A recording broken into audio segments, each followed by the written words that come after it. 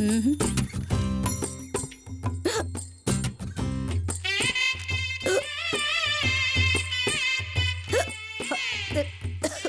தங்கம், தங்கம், ஐயோ தங்கம், எங்கடி போய் தொலைஞ்ச? வந்துட்டேமா. எங்கடி போய் தொலைஞ்ச? தண்ணி எடு, தண்ணி எடு. பக்கத்துல தானமா இருக்கு. பக்கத்துல இருந்தா நானே எடுத்து குடிக்கணுமா? அப்புறம் எதுக்கு சம்பளம் கொடுத்து வேலைக்காரின்னு உன்ன வச்சிருக்கோம்? கொண்டா. இந்தாங்கம்மா.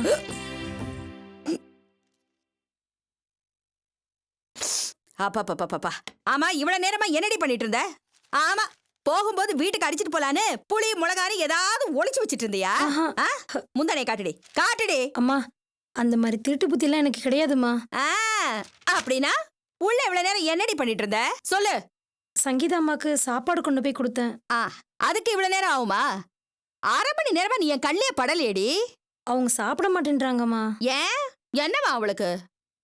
என்னவோ தெரியலம்மா, சாப்பிடுங்கன்னு சொன்னா காதுலயே வாங்க மாட்டேன்றாங்க. ஆளே என்னமோ மாதிரி இருக்காங்க. என்னடி சொல்ற? கண்ணால பார்த்ததுதாம்மா சொல்றேன். நீங்க வேணா போய் பாருங்க.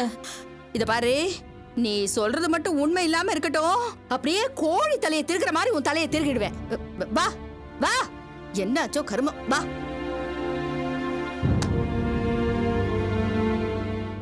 சங்கீதா, ஏ சங்கீதா. நான் தான் சொன்னேன்லம்மா. ஏ சங்கீதா, ஏய் ஏண்டி என்னமோ சாப்பிட மாட்டேங்கிறியாமே? என்னடி ஆளை முழுங்குற மாதிரி அப்படி பாக்குற?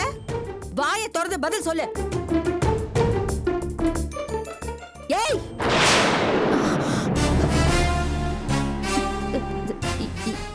என்னடி முறைக்கிற?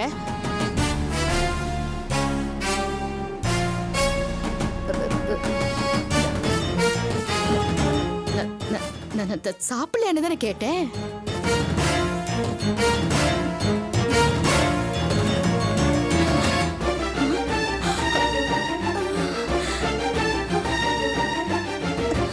ஐயோ, இன்னைக்கு இவளுக்கு என்னமோ ஆயிடுச்சு. இவ பாக்குற பார்வையே சரியில்லை. பைத்தியம் பிடிச்சிருச்சு போல இருக்கு. இல்ல இல்ல, வாடி போலாம். கடிச்சு கடிச்சு வச்சிருவா போல இருக்கு. வா வா வா.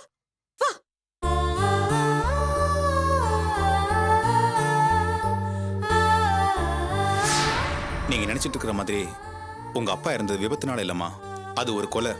அத பண்ணது பாஸ்கர்.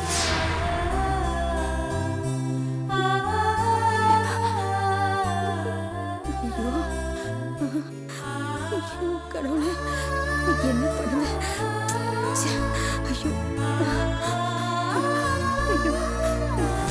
பாஸ்கரா, பாஸ்கரா, நில்லு நில்லு. என்னம்மா? நில்லு, நான் உங்ககிட்ட ஒண்ணு சொல்லணும். இப்பதானே ஆபீஸ்ல இருந்து வந்திருக்க. ஐயோ, அதனால என்ன? முதல்ல நான் சொல்றதை கேட்டுட்டு அப்புறமா நீ ரூமுக்கு போ. இத பாரு, நான் சொல்றதை நீ கேட்டேன்னு வச்சுக்கோ, அப்புறமா நீ ரூமுக்கு போகவே மாட்டே. என்னம்மா உளறற? ஐயோ, உன் பொண்டாட்டிக்கு என்னமோ ஆயிடுச்சுடா. இப்படி மொட்டையா சொன்னா என்னன்னு புரிஞ்சுப்ப? ஐயோ, எனக்கு ஒண்ணுமே புரியல. மத்தியானம் வேலைக்காரி சாப்பாடு கொண்டு போயிருக்கா. உன் பொண்டாட்டி சாப்பிடல. சரி, என்ன ஏதுன்னு கேட்கலான்னு போனா திட்டுனாளா? ஐயோ, அவ திட்டி இருந்தா கூட பரவாயில்லடா, ஒரு வார்த்தை கூட பேசல. ஆனா திரும்பி ஒரு முறைச்சா பாரு. ஐயோ யோ யோ யோ, அப்படியே அடி வயிறெல்லாம் படபடபடன்னு கலங்கிடுச்சு. டேய், உன் பொண்டாட்டிக்கு பைத்தியம் பிடிச்சிருச்சுன்னு நினைக்கிறேன்டா. நீ பைத்தியம் மாதிரி எதுவும் பேசிட்டு இருக்காத. ஆமாண்டா, சொல்லுவேன். நான் உன் பொண்டாட்டிய பைத்தியங்கிற, நீ என்ன பைத்தியக்காரிங்கறியா? ஐயோ, இத பாரு, யாரு பைத்தியம்னு நீயே உள்ள போய் பாரு. போ போடா, பாத்துடா. ஐயோ,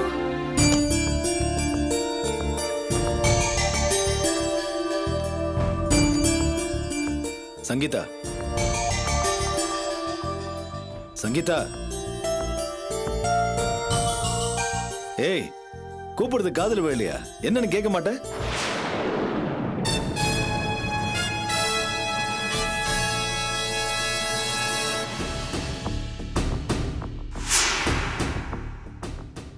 ஏண்டி இப்படி பாக்குற? கேக்குறல, நீ இப்படி பாக்குறத பார்த்து எங்க அம்மா பயந்து போயிருக்காங்க.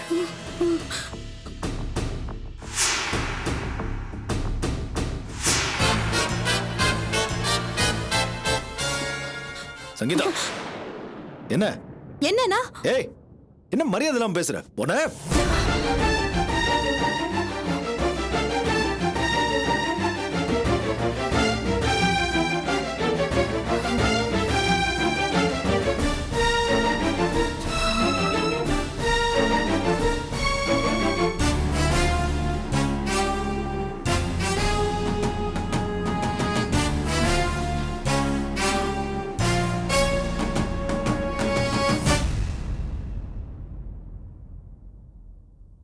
பாஸ்கர், ஐயோ, யாரோ பாஸ்கர். வந்திருக்காங்கன்னு நினைக்கிறேன். நான் போய் பார்த்துட்டு வரேன். இரு, இரு.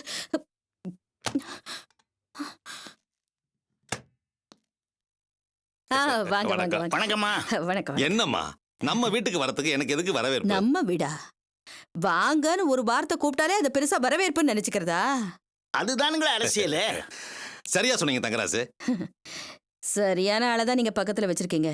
ஆனா இந்த மனுஷங்கிட்ட கொஞ்சம் ஜாக்கிரதையாவே இருங்க. கூட இருந்தே குழி பறிக்கிறதும் தான் அரசியல். சாச்சா, தம்பி அப்படிலாம் ஒண்ணும் பண்ண மாட்டான். தம்பியா?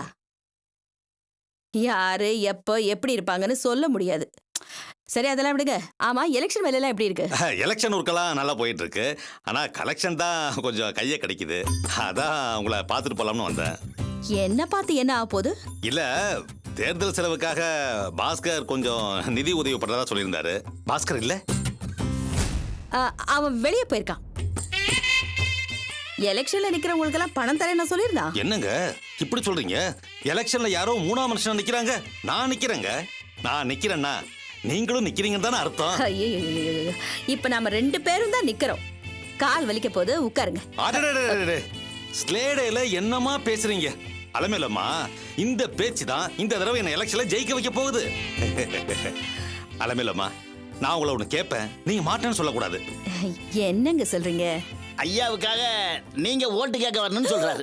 ஐயோ, ஆமா அலமேலம்மா, நீங்க பேசினா உங்க பேச்சுக்காகவே அத்தனை ஓட்டு எனக்கு தான் விழும். ஐயோ, நீங்க வேற மேடையில பேசுறதுலாம் என்னால முடியாதுப்பா. என்னங்க, சுதந்திர போராட்ட தியாகி கீவாக்காவோட பேத்தி மேடையில பேச பயப்படலாமா? சே, பயமெல்லாம் ஒண்ணு இல்ல. ஆனா வேண்டாம்.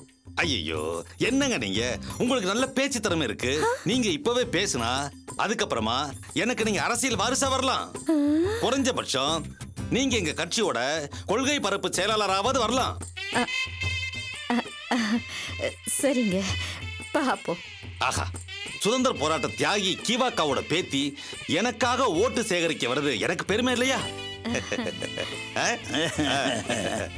அப்புறம் அலமேலம்மா, என்ன அப்புறம் என்ன? தேர்தலை தனியா சந்திக்கிறதா இருந்தா அதுக்கு கொஞ்சம் செலவாகுது. பாஸ்கர் வேற வாக்கு கொடுத்திருக்காரு. அவர் கொடுத்த வாக்க நீங்க காப்பாத்தலாமே. என்கிட்ட ஏதுங்க காசு? என்னங்க இது, நீங்க மட்டும் எனக்காக ஓட்டு கேட்டு தேர்தல் களத்துல குதிச்சீங்கன்னு வைங்க, கண்டிப்பா வெற்றி நமக்கு தான். நாம தேர்தலை ஜெயிச்ச உடனேயே உங்ககிட்ட வாங்கின பணத்தை எல்லாம் வட்டியோட திருப்பி கொடுத்துறேன். அதுக்கப்புறம் என்ன, நம்ம தொகுதியில பாலம் கட்டுறது, ரோடு போடுறது, எல்லா கான்ட்ராக்டையும் உங்கள்கிட்டயே கொடுத்துறேன். இவ்வளவு தூரம் சொல்றீங்க, நான் போய் மாட்டேன்னு சொல்வேனா? கண்டிப்பா நான் ஹெல்ப் பண்றேன். பண்ற ஹெல்ப்ப கொஞ்சம் சீக்கிரமா பண்ணா பரவாயில்ல. நான் ஒரு 2-3 நாள்ல ஏற்பாடு பண்றேன். ஐயோ, இப்பவே எனக்கு பாதி பாரம் குறைஞ்ச மாதிரி இருக்கு. அப்புறம் அலமேலம்மா, நான் உங்களை நாளைக்கு வந்து பாக்குறேன். நான் இப்ப கிளம்பட்டுமா? ஐயோ சாரி, மறந்துட்டேன். இருங்க, காஃபி சாப்பிட்டு சரிங்க சரிங்க சரிங்க. மக்கள் துண்டுக்குன்னு வந்ததுக்கு அப்புறமா காஃபி டீக்கெல்லாம் என்னால வெயிட் பண்ணிட்டு இருக்க முடியாது. எனக்கு நிறைய வேலை இருக்கு. சரி, நான் வரேம்மா. வாங்க வாங்க. போயா.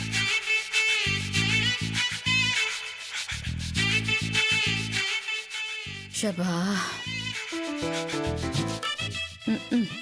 நல்ல வேளை போய் தொலைஞ்சான். இம்சையை எவ்வளவு நேரம் அனுபவிக்கிறது?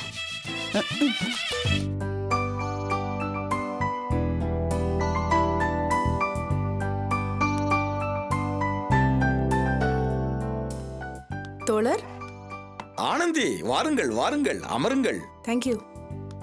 என்ன, அபி நல்லபடியாக வந்து சேர்ந்தார்களா? நல்லபடியா வந்துட்டாங்க. வீட்ல விட்டுட்டு தான் வரேன். மிக்க மகிழ்ச்சி. என்ன ஏதோ ஆர்வமா படிச்சிட்டு இருக்கீங்க?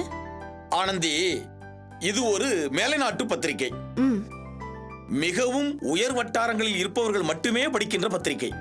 ஓஹோ. ஒரு கியூபா நாட்டு எழுத்தாளர் பேட்டி கொடுத்திருக்கின்றார். அருமையான கருத்து. இதை நீங்கள் உங்களது பத்திரிகையில் மொழிபெயர்த்து பிரசுரித்தால் மிகவும் சிறப்பாக அமையும். அப்படியா? காட்டுங்க. நல்லது. நான் அது நிச்சயமா படிக்கிறேன். கண்டிப்பா மொழிபெயர்த்து நான் போட்டுறேன். உங்களை நினைச்சா எனக்கு ரொம்ப ஆச்சரியமா இருக்கு. ஏன் ஆனந்தி? அரசியல், போராட்டம், தேர்தல்னு இப்படி எத்தனையோ பிரச்சனைக்கு நடுவுலயும் இலக்கிய சம்பந்தமும் படிக்கிறீங்களே. ஆனந்தி, வாழ்க்கையின் புரிதலை அதிகப்படுத்தவும் நமது பார்வையை விசாலப்படுத்தவும் இலக்கியங்கள் பெரிதும் உதவுகின்றன. எனது ஆரம்ப காலத்தில் நான் இலக்கியங்கள் படிப்பவனாக மட்டும்தான் இருந்தேன்.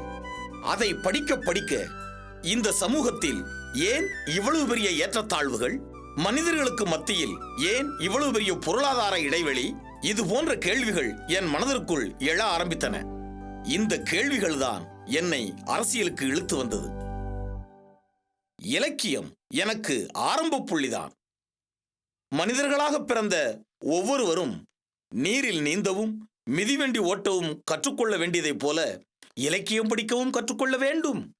ஆனால் இன்றைக்கு பல இளைஞர்கள் மது அருந்தவும் புகைப்பிடிக்கவும் மட்டுமே அதிகமாக கற்றுக்கொண்டிருக்கிறார்கள்.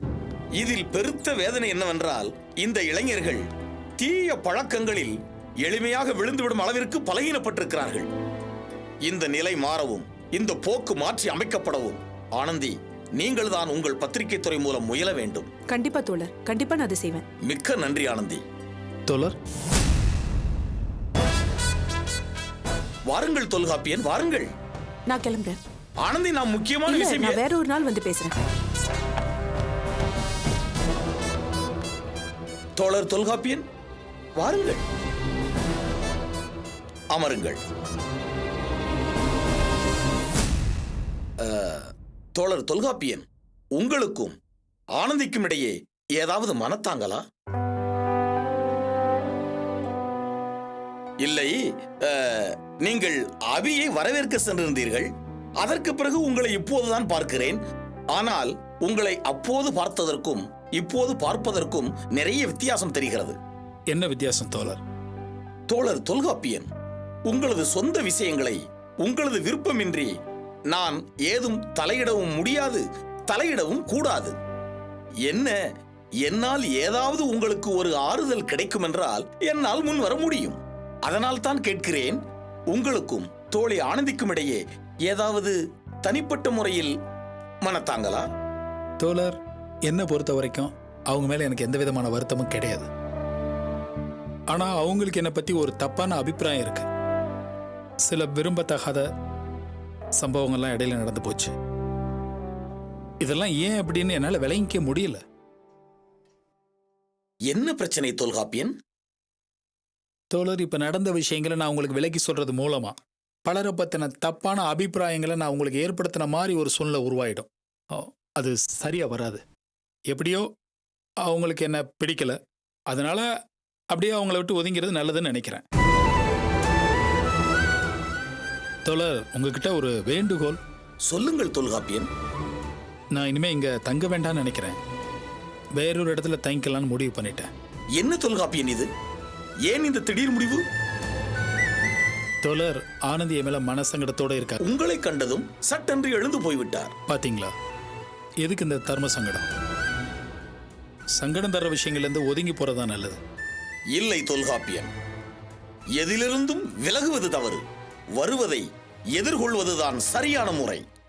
விலகுவதும் ஒதுங்குவதும் சரியல்ல. இல்ல தோழர், எதிரிகளா இருந்தா நான் ஒதுங்கி போக மாட்டேன்.